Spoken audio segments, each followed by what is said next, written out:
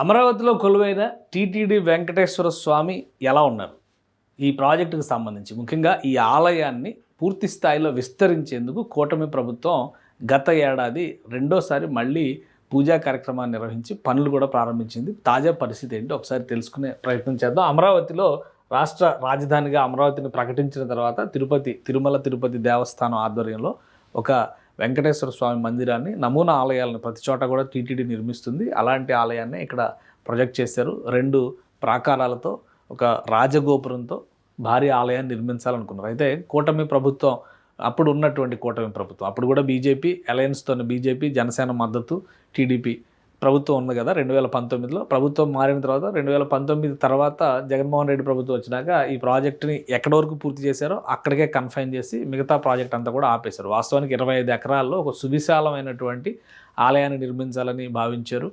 విజయవాడ కనకదుర్గమ్మ గుడికి వచ్చిన వాళ్ళందరూ కూడా ఈ ఆలయానికి రావాలనేది ప్రణాళిక. తిరుపతిలో ఎలాంటి సేవలు జరుగుతాయో అలానే తిరుపతిలో ఎలాంటి కార్యాచరణ అమల్లో ఉందో అవన్నీ ఇక్కడ చేయాలని చెప్పి భావించారు. సో అవి మొత్తానికి అప్పుడు ఆగిపోయిన తర్వాత మళ్ళీ రెండోసారి 2025లో ముఖ్యమంత్రి చంద్రబాబు నాయుడు దీనికి సంబంధించిన భూమి పూజ చేశారు. విస్తరణ కార్యక్రమాల పనులను ప్రారంభించారు. అంటే ఒక ప్రాకారంతో ఉన్నటువంటి ఆలయాన్ని 2 ప్రాకారాలుగా విస్తరించేటువంటి ప్రణాళిక. ప్రస్తుతం అక్కడ జరుగుతున్నటువంటి పనులు, శిల్పాలు, ముఖ్యంగా ఇక్కడ ఏమేమి నిర్మించబోతున్నారు ఇది కూడా ఒక ఆసక్తికరమైనటువంటి అంశం అవుతుంది. ప్రాజెక్టుకు సంబంధించినటువంటి డీటెయిల్స్. ఇది 2025 నవంబర్ 27న చేసినటువంటి భూమి పూజ కార్యక్రమం అనమాట. సో ఇప్పుడు దీని విస్తరణ దాదాపు 260 కోట్ల రూపాయలను ఖర్చు పెట్టి విస్తరణ చేస్తున్నారు. ఈ విస్తరణ పనుల్ని మనం ఒకసారి గమనించి చూస్తే అసలు ప్రణాళిక ఏంటంటే, ఇది మందిరానికి సంబంధించినటువంటి ఫస్ట్ అప్పుడే తయారు చేశారు ఈ నమూనా. అక్కడ టెంపుల్కి వెళ్తే కూడా మీరు చూడొచ్చు. ఇది రాజగోపురం, వెనక మందిరం అనమాట. ఇప్పుడు ప్రజెంట్ మందిరం ఈ ప్లేస్ వరకు మాత్రమే నిర్మాణం అయి ఉందన్నమాట. అంటే గత ప్రభుత్వం కంప్లీట్ అయ్యే నాటికి, ఆ ప్రభుత్వ అవకాశం 2019లో ప్రభుత్వం మారే నాటికి అయినటువంటి ప్రాకారం ఇది. ఇది ఆలయానికి సంబంధించినటువంటి లోపలి భాగం, ఇది గర్భగుడి భాగం, ఇదంతా మండపం అనమాట. ఇక్కడ ఇది ప్రాకారం లోపల ఉన్నది. ఇది కాకుండా రెండో ప్రాకారం, ఇది పెద్ద ప్రాకారం అనమాట. 4 వైపులా కూడా గోపురాలు వస్తాయి. ఇది మహారాజు గోపురం అంటారు. అంటే ఎంట్రన్స్ వైపు వచ్చేది మహారాజు గోపురం అంటారు. చాలా పెద్ద గోపురం అక్కడ వస్తుంది అనమాట. దానికి తగ్గట్టుగా రెండవ స్పేస్ కూడా వస్తుంది. ఇది అప్పుడు తయారు చేసింది. యాక్చువల్గా ఇంత కట్టాలి, కానీ ఇక్కడ వరకు మాత్రం నిర్మాణం అయిన తర్వాత కూటమి ప్రభుత్వం మారింది. అప్పుడు గవర్నమెంట్ పడిపోయింది, వైసీపీ ప్రభుత్వం వచ్చింది, అక్కడికి ఆపేశారు. ఇప్పుడు మళ్ళీ ఆ విస్తరణ ప్రణాళికను అమలు చేస్తారు. ఎందుకంటే ఇది ఇటు సీడ్ యాక్సిస్ రోడ్డుకి, అటు కరకట్ట రోడ్డుకి మధ్యలో వచ్చేటువంటి ఆలయం.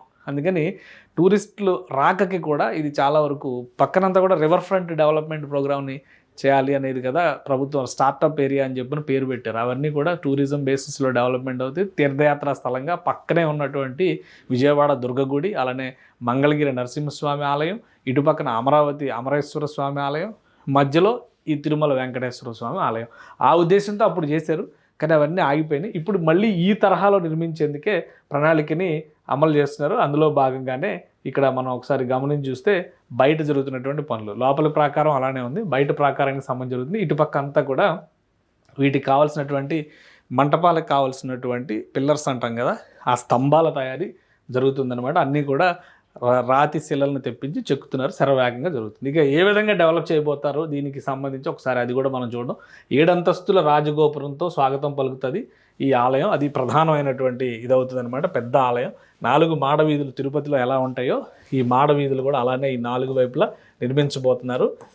దీనికి ప్రధాన ఆలయం, మాడవీధులు, అన్నదాన కాంప్లెక్స్ అనేది చాలా ముఖ్యమైనటువంటిది అవుతుంది. అంటే తిరుపతిలో ఎలాంటి సర్వీస్ అయితే చేస్తున్నారో అమరావతిలో ప్రస్తుతం ఇంకా డెవలప్మెంట్ జరుగుతున్నటువంటి స్టేజ్ కాబట్టి అనేక మంది భక్తులు వస్తారు. దీనికి కూడా ప్రాజెక్ట్ 2 ఏళ్ళు టైం పెట్టుకున్నారు.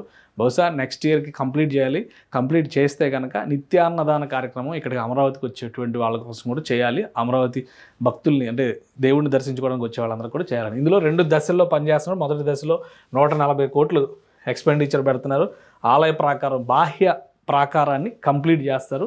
7 అంతస్తుల రాజగోపురం, మహారాజ గోపురంతో సహా మిగతా 3 గోపురాలను కూడా కంప్లీట్ చేస్తారు. అంటే ఇది మెయిన్ గోపురం అవుతుంది, ఇటు అటు కొంచెం చిన్నగా ఉంటే మళ్ళీ బ్యాక్ సైడ్ ఇంకొక గోపురం వస్తుంది అనమాట.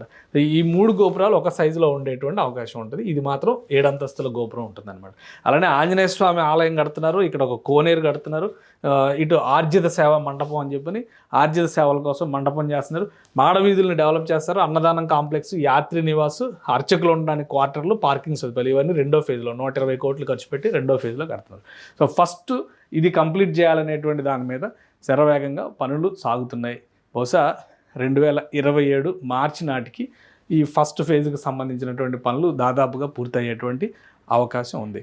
సో తిరుపతికి వెళితే ఎటువంటి అనుభూతి కలుగుతుందో అమరావతికి వస్తే కూడా అదే అనుభూతి కలగాలనేటువంటి ఆలోచనతో టీటీడీ సౌజన్యంతో ఈ కార్యక్రమాన్ని ప్రభుత్వం నిర్వహిస్తుంది. నిజానికి అమరావతి రాజధాని కాదా అనేటువంటి సంక్షోభం ఏర్పడినప్పుడు కూడా అమరావతి నుంచి తిరుపతికి, కోర్టు నుంచి న్యాయస్థానం నుంచి దేవస్థానానికి అమరావతి రైతులు చేసినటువంటి పాదయాత్ర తర్వాత వచ్చినటువంటి సక్సెస్, కోర్టు తీర్పు అనుకూలంగా వచ్చింది, కూటమి ప్రభుత్వం వచ్చింది, చివరికి గెజిట్ వచ్చి అమరావతి రాజధాని అనేటువంటి స్థిరంగా నిలబడిపోయింది. సో దానికి ఒక కృతజ్ఞతాపూర్వకమైనటువంటి చర్యగా కూడా దీన్ని మనం చూడొచ్చు. కనకదుర్గ గుడికి వచ్చేటువంటి భక్తులందరూ కూడా ఇకపైన ఇక్కడ దర్శించే విధంగా ఏర్పాట్లు జరుగుతాయి. సీడాక్సిస్ రోడ్డు నేషనల్ హైవే కనెక్టివిటీ అవ్వడం, రాకపోకలకు అనుకూలత ఏర్పడిన తర్వాత ఇది ఖచ్చితంగా మరొక ముఖ్యమైనటువంటి తీర్థయాత్రా స్థలిగా అమరావతిలో మారేటువంటి అవకాశం ఉంటుంది.